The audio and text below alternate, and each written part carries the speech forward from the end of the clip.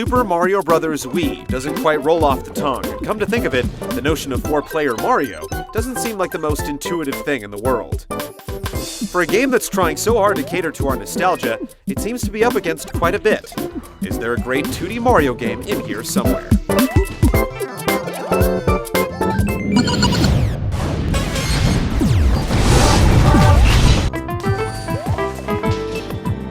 New Super Mario Bros. Wii hews close to the classics, and this also applies to its story. There really isn't one to speak of. The game opens with a brief interlude depicting the kidnapping of Princess Peach at the hands of Bowser and the Koopalings, and that's about all the context you're gonna get. In this rendition of the Mushroom Kingdom, it's all about butt stomps, star coins, and hidden golds. You've probably come to think of it as a gimmicky four-player interpretation of the series, but Super Mario Bros. Wii ranks right up there with the best 2D Mario games. Far from defining the experience, the multiplayer element merely adds a layer to the sublime platforming. At its core are more than 80 levels, not counting bonuses, of classic Mario that are fine when played with friends, if a little chaotic, but are best experienced in the traditional sense. Solo, in other words, and with a mind to conquer.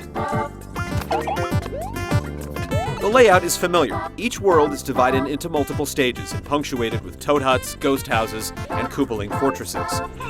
You can ramble around the map and revisit stages you've played, and you've got plenty of reason to do so, as there are hidden exits in many of the courses, as well as collectible coins to gather.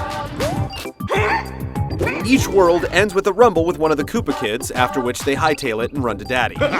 Some stages have airship levels tacked on their ends, and these are a treat, particularly the mini-boss battles that harken back to Super Mario World. After you dispose of Bowser, there's quite a bit of bonus stuff to play through, just don't forget to pick up those star coins.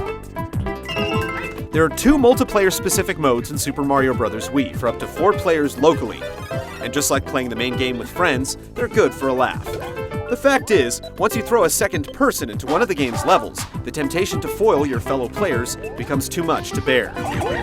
Coin Battle best takes advantage of this. The object is to finish a stage with the most coins, and often this means sabotaging your friends' efforts to safely traverse the environment. The game's grab-and-throw mechanics, meant to engender high-flying cooperative platforming, end up being brutal tools indeed. There's also a free-for-all mode wherein you can play through any stage with your friends. If nothing else, it allows you to have a go at one another without the added distraction of coin collecting.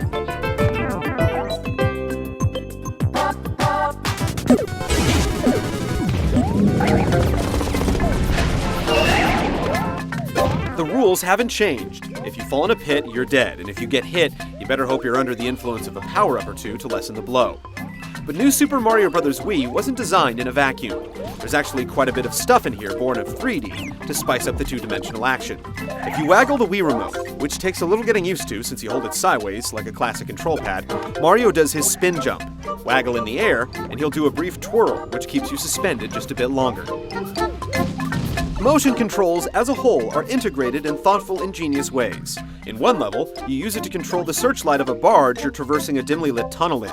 And on numerous occasions, you'll tilt the remote to change the orientation of platforms so as to better launch you to new heights. Crucially, they always complement the experience and never subsume or overwhelm it.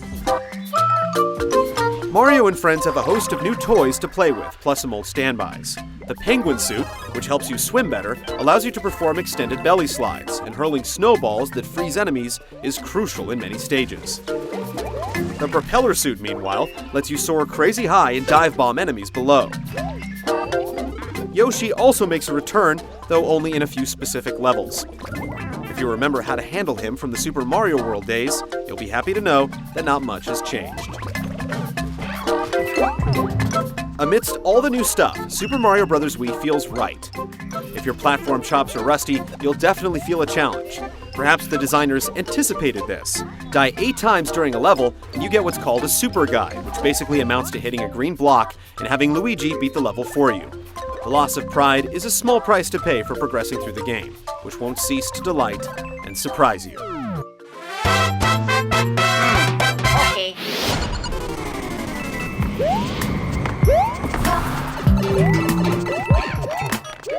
Mario's look and feel has been trapped in a time capsule for the past 15 or so years, and we wouldn't have it any other way.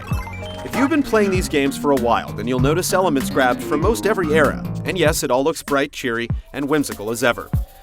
This is not to downplay some of the truly imaginative turns you'll experience, though. One level takes place almost entirely on the backs of giant flying manta rays. Another has you tunneling atop enormous caterpillars.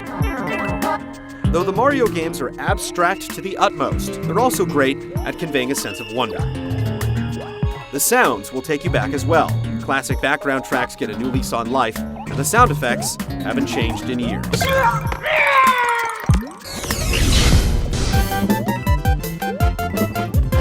If you've ever felt wistful about the Mario games of yore, you owe it to yourself to experience New Super Mario Bros. Wii. Multiplayer, though far from its selling point, adds a welcome manic element that amounts to icing on the cake. This is simply 2D Mario at its best, and it's been a long time coming.